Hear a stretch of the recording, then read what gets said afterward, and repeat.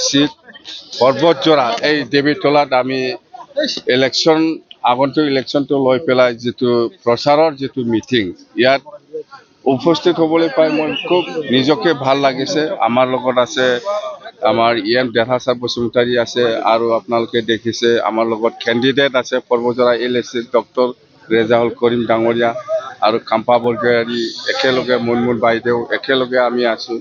মুঠতে সব জাতি জনগোষ্ঠী আহিছে, গাৰো আছে, ৰাভাও আছে, আদিবাসীও আছে, মুছলিমো আছে, বড়ো আছে, নাথযোগী আছে, সূত্ৰধৰ গোৰ্খা যিমান জাতি জনগোষ্ঠী আছে এই অঞ্চলত সব জাতি জনগোষ্ঠীৰ পৰা আহিছে। আহা মানি আমি 100% চিয়ৰ ল'ব পাৰে যে আমি পৰ্বতজোৰা LAC হিচাপে আমি জিকাটো 100%। আৰু মই যেটো দেখিবলৈ পাইছে 15টা ভিতৰত এই পৰ্বতজোৰাই হাইষ্ট ভোট লৈ পেলাই জিকাৰ সম্ভাৱনাটো মই বেছি দেখিছে। জিকাটো জিকিব, এতিয়া টপ ৰেঙত থাকিব পাৰিব না নাই এইটোৱে চেলেঞ্জটো। সেইটোহে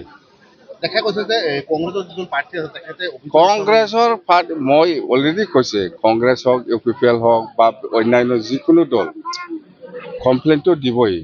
কমপ্লেইন দি কি কৰিব, কিহৰ কমপ্লেইন দিব? ক'ব পাৰে আমি মানে মুছলিম সম্প্ৰদায়ৰ মাজত ক'ব পাৰে যে BPF BJPৰ লগত আছে, ভোট দিব নালাগে, এইবিলাক ক'ব পাৰে।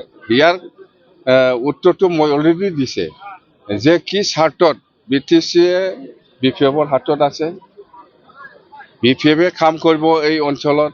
আৰু আমি দিছপুৰ বা দিল্লীত যেহেতু BJP NDA চৰকাৰ আছে, ইহঁতৰ পৰা আমাৰ পুঁজি আনিব পেলাই আমি কাম কৰিব লাগিব, আমি মিলি পেলাই থাকিব। কিন্তু BTC ক্ষেত্ৰত আমি অকলে আছে, একো কৰিব নোৱাৰে। আৰু দিছপুৰৰ আমাৰ চৰকাৰ যেহেতু BJP নেতৃত্বত হ'বলৈ গৈ আছে, আমি এলায়েন্সত থাকিম। এলায়েন্সত থাকিছে বুলি এই BJP বা এলায়েন্স চৰকাৰে BTCত এক্সট্ৰাকে কিবা কৰিব সেইটো নহয়। BTCয়ে কৰিব, BPFে কৰিব।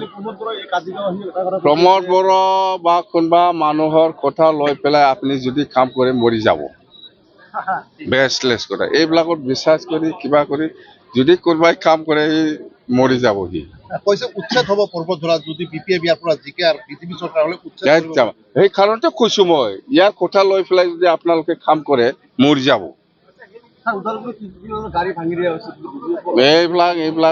এইবিলাক কি এক্সিডেণ্ট হৈ ভাঙিছে না কোনোবা মাৰি পেলাই ভাঙি দিছে, এইটোতো কি?